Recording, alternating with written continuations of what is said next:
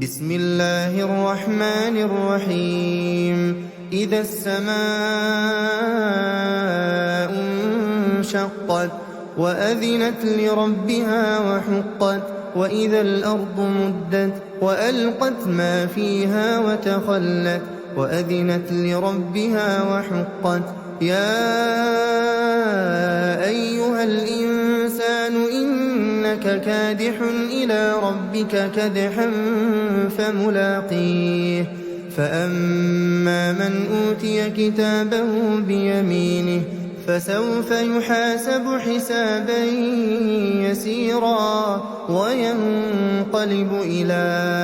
أهله مسرورا وأما من أوتي كتابه وراء ظهره فسوف يدعو ثبورا ويصلى سعيرا إنه كان في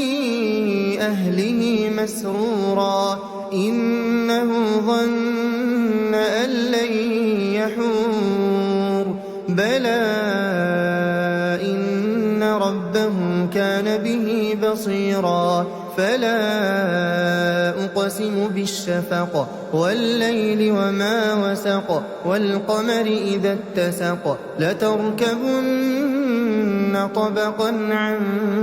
طبق فما لهم لا يؤمنون وإذا قرئ عليهم القرآن لا يسجدون بل الذين كفروا يكذبون والله أعلم بما يوعون فبشرهم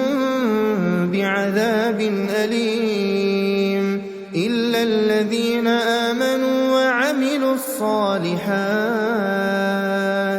لهم أجر غير ممنون.